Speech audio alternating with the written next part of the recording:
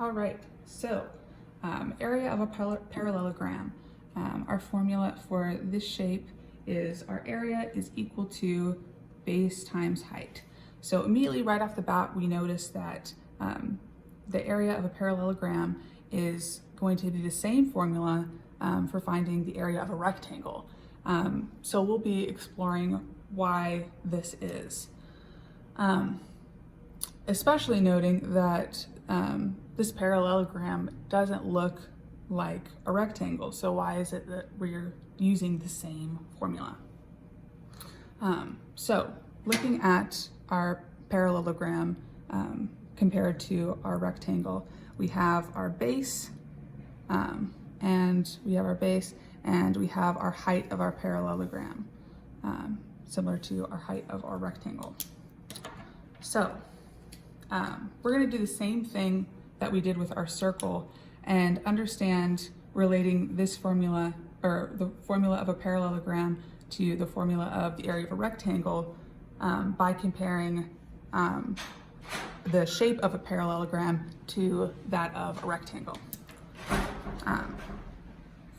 So we have our shape here, and I've created a dashed line along our height.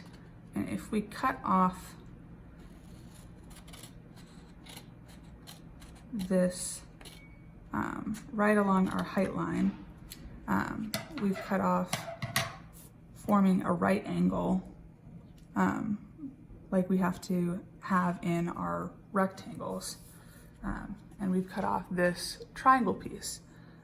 So we can actually reorient our parallelogram to form a rectangle. Now, this isn't an exact parallelogram because I just did it by hand.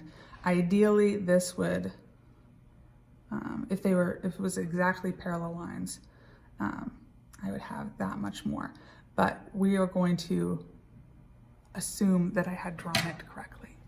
And so, anyways, so we can reorient our parallelogram to form a rectangle.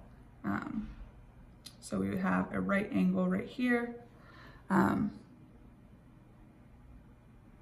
And because we can reorient the shape, we can also easily see our formula. So we're gonna do base times our height.